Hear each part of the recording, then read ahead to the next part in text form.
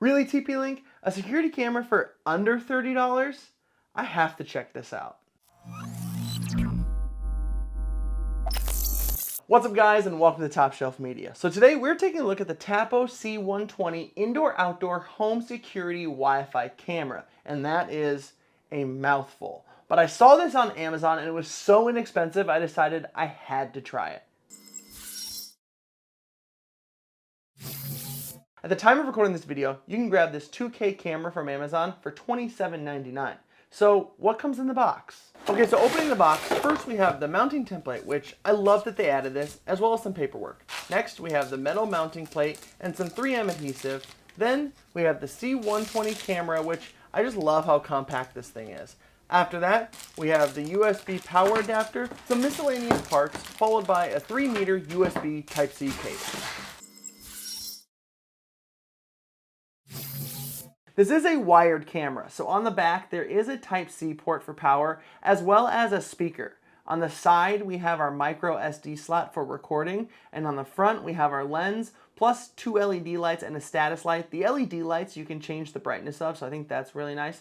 On the bottom here we have our base, just so you can stand it up on. Also, this is magnetic. Okay, now let's look at the features built into this camera. This is a 2K QHD camera with two-way audio. It has an alarm system that I'll let you hear in a minute, and it has internal and cloud storage, but just so you know, the cloud storage is subscription-based. It has discrete night vision with 940 nanometer IR LEDs and uses smart AI detection to be able to identify people, pets, vehicles, and recognize abnormal sounds.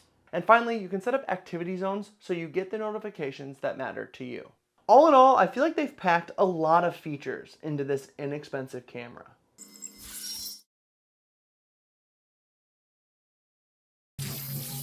Okay, first off, I'm going to show you how to add it to the app. Now this camera uses the Tapo app, but once you get in here, you'll see that the other devices that use the Casa app are in here as well. But moving on to adding it to the app, what we're going to do is we're going to come up here, we're going to hit the plus sign in the top right, we're going to say add device.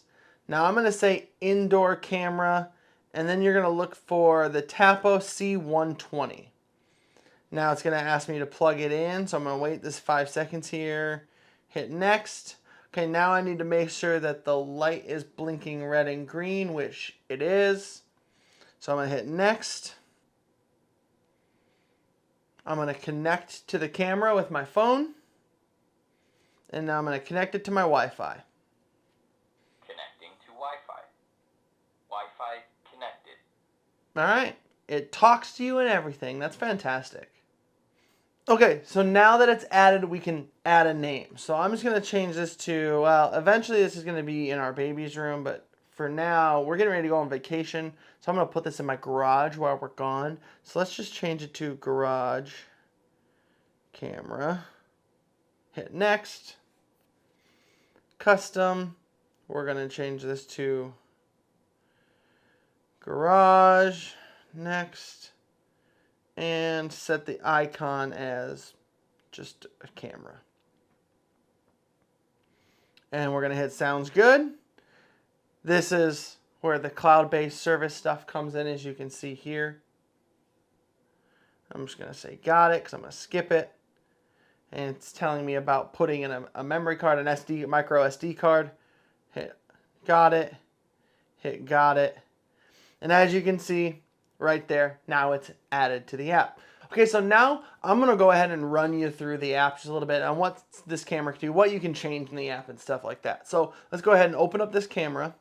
Now you're going to hear, as you can probably hear, my voice coming through the phone. I'm going to go ahead and shut that off. I'm going to hit the little speaker icon there. Bring that all the way down to the bottom so that we quit hearing myself. Starting at the top of the screen, we have our settings here. So I'm going to go here and hit that. This is where you can come in and change all your settings. You can turn on your status ID. You can have your network connection. All that kind of stuff is done inside here. I'm going to go ahead and go back out.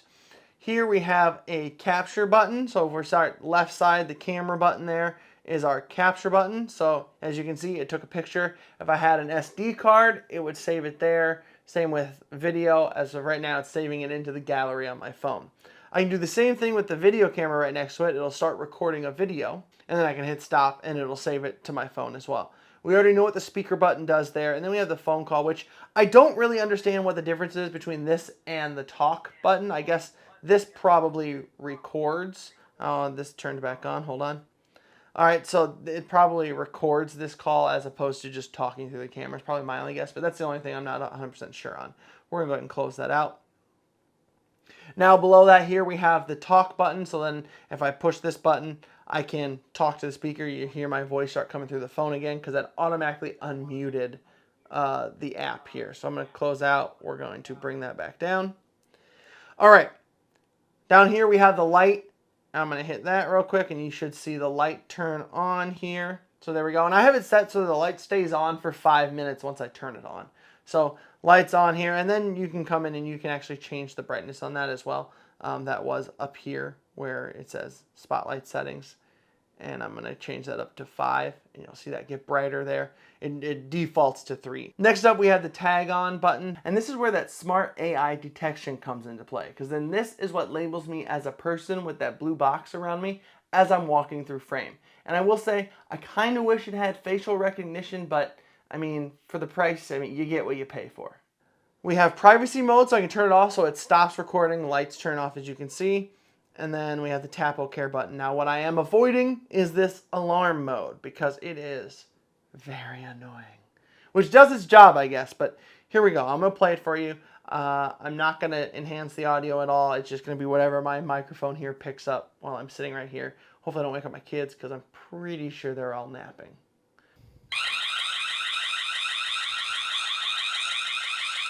So as you can see, it's very annoying. I mean, that's basically the app. Let's go ahead and take a look at how this looks when looking at the app and using it to record. Okay, so this is basically what it looks like when you hit that record button on the app. I think that looks pretty good. It has the timestamp up there in the top left. You have the logo, which you can actually take that logo in the bottom corner off if you want to. Let's go ahead. We're going to switch to basically a screen capture of my phone. And I think it looks pretty good too. You can tell there's a little bit of a quality difference, but that could also be the screen recorder that I'm using as well. But it looks pretty good. Next up here, I just kind of wanted to record and see how well it tracked when people were moving around in the scene. So let's go ahead and switch to my screen record view. And yeah, I think it tracks pretty well. It doesn't really lose. It glitches out every once in a while, but it picks right back up pretty quickly. Okay, so in this test, I wanted to see how quickly it would pick me up and how well it would track me farther away. So there you see, I came in and it picked me up right there. It picked me up pretty well. So I'm going to go ahead and go around the trailer, go around the car there, and it will pick me back up here shortly. Yeah, that looks pretty good. Now, it is going to stop tracking me. The video feed's going to kind of cut a little bit because I think it's because I was getting too far away from my Wi-Fi signal. So it freezes here for a second. But it looks really good. I think this does a good job. And I was able to have it pick me back up. And as you'll see here, it picks me up fairly quickly, which is awesome. I think that this works really well. And you can see the notification came up there on the top. Yeah, I think that's awesome. Yeah, it loses me behind the pole, behind the light bulbs and stuff there every once in a while, and it kind of freezes. But I think it looks really good. I am very happy with this.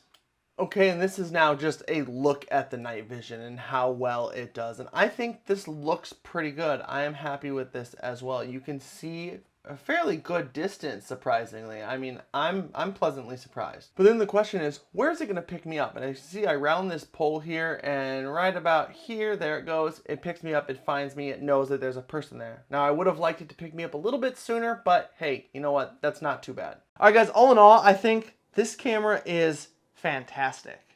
I mean, for the price you pay for it, I think I'm going to have to do a comparison at some point of this camera to the Google Nest camera, the outdoor battery camera that I have. This is fantastic. This works so well. I am very happy with this purchase.